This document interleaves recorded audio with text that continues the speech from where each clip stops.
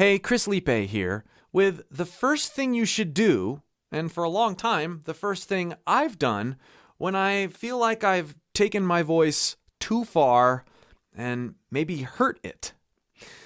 Now, there's a lot of paranoia that goes along with your voice not feeling right after you've overdone it.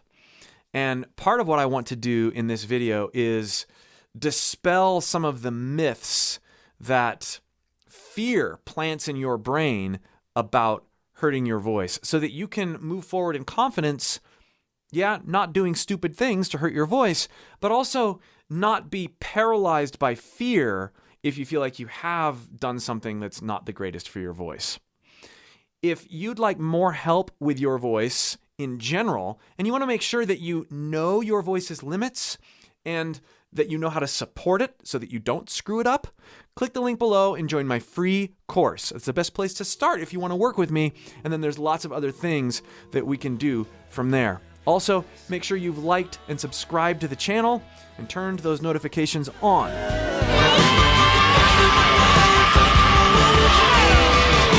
All right, the first thing to do when you feel like you've messed up your voice. This is a neat test, and it's going to come as a surprise to many of you. We're going to borrow from clearing your throat. You say, what? Everybody tells me that clearing your throat is so bad for your voice. Why would we borrow? Well, because there is an okay way to clear your throat, and we're not really going to be going all out and clearing a bunch of phlegm out of our throat. We're going to borrow from it, adjust it a little bit, and experiment with feel, and we're going to notice a few things. Okay? Here it is.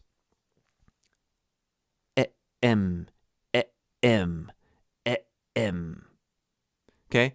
Notice we're not going we're not doing that. Doing that creates all sorts of stuff, sensations, brashness, dryness in the lower part of our throat. But if I do which you've seen me cover this in how to scream videos in a different way, this polite way to but we're lightening the polite way to clear our throat, and we're using it with this word, but we're going to stutter it, and we're going to do it really, really quietly, and then we're going to lean into the M.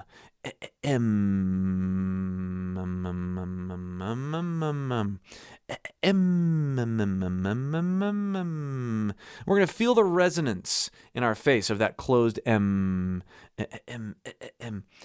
We're doing a couple things here. We are very tenderly closing our vocal cords together. We're not slamming them together with lots of volume, but we're also introducing airflow instantly. So this is what's known as a hard onset, but we're doing a low volume, low impact hard onset. And we're sensing engagement above our vocal cords. Almost like stage whisper, right? Our vocal cords are down here. We're cutting the air off and then we're letting it go. And we should feel that sensation of things dropping a bit. What we're doing here is we're reminding ourselves that a lot of what we feel in terms of maybe overuse in our vocal tract has nothing, well, not nothing, but it has not everything to do with our actual vocal cords. You see, our vocal cords have no pain receptors in them. If you're feeling pain or you're feeling rawness or a sense that you've overused your voice, likely what you're feeling are the tissues around your vocal cords that have been inflamed a little bit from all of that air and all that stuff going on. Yes, your vocal cords can swell And yes, a couple different indicators that they are swelling are that you have a little bit of extra phlegm. Also that you are a little hoarse because they're not closing as well. Yes, you can overuse your vocal cords and get those symptoms, but a lot of times those symptoms are accompanied by the more scary sensations of like, oh wow, my voice really feels raw, plus I'm a little hoarse and I've got phlegm. I've really messed something up. The pain or discomfort that you're feeling is likely from muscle tension and is likely from too much air and engagement of other parts of your vocal tract, not a vocal hemorrhage or massive damage done to your vocal cords. By doing this, we remind ourselves of the different points of engagement that are present in our vocal tract. Yeah, if you sing rock music, yeah, you engage your upper throat quite a bit if you're doing it correctly. If you sing rock music, you blow a lot of air through your vocal cords, so you can be hoarse, but we're reminding ourselves here, and then we're closing our vocal cords, and we're going, oh, my vocal cords are closing okay. It's not like I'm doing this. Moving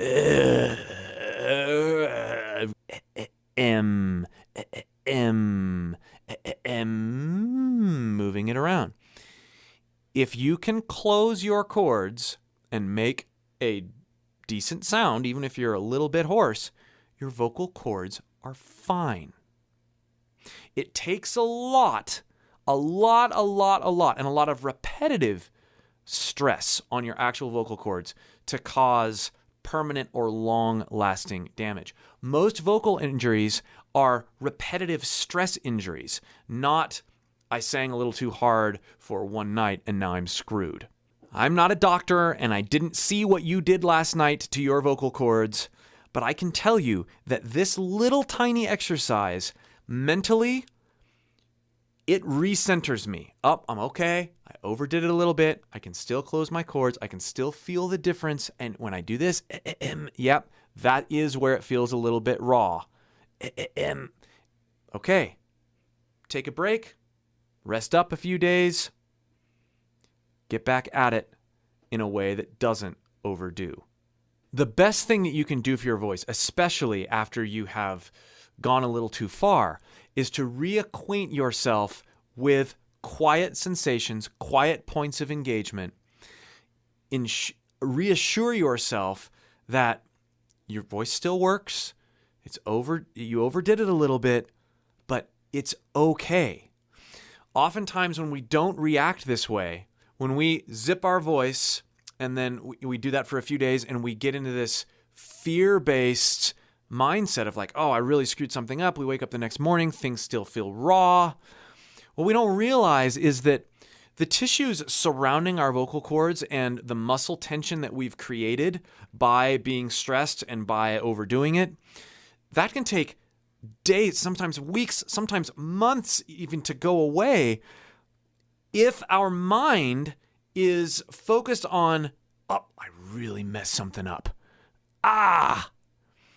If we can relax, if we can do this simple exercise and take special inventory of where we feel the overdoneness, the vast majority of the time, the tension will subside because you're not anxious.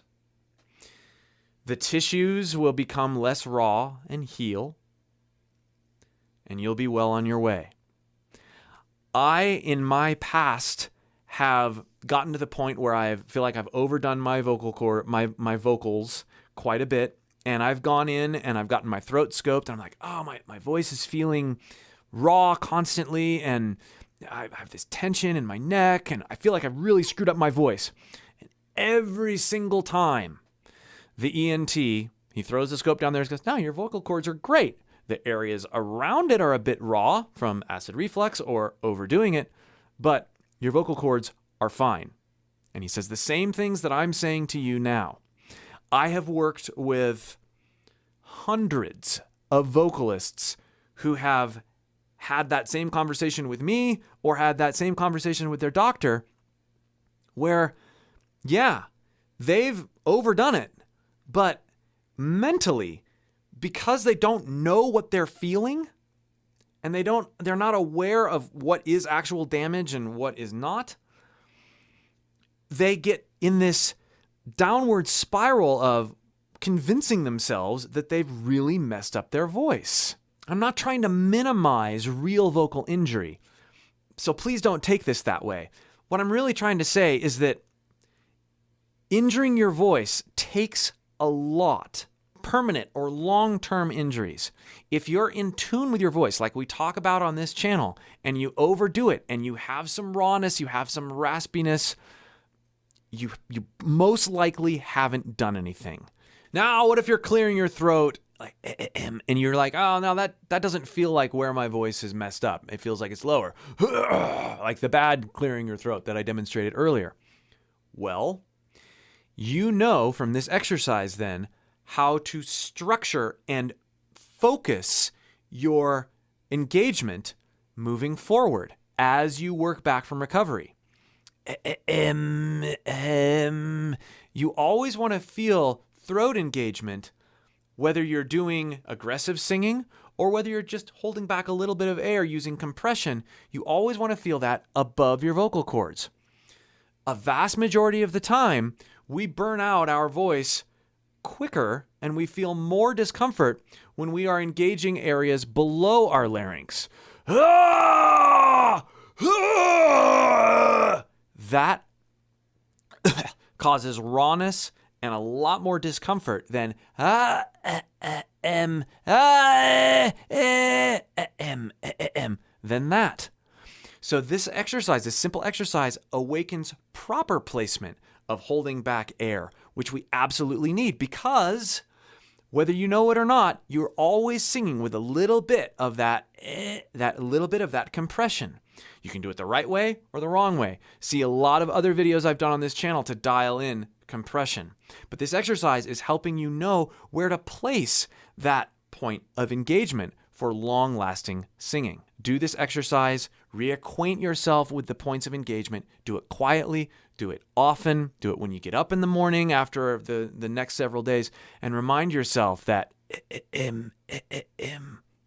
yeah, that place may feel a little raw, and I can still close my chords, I still have constant speech, constant closure, you're okay.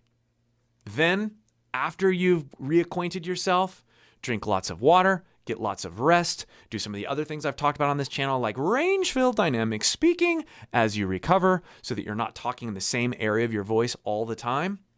That will speed up recovery as well as keep you mentally stable as your body heals. We'll see you for more.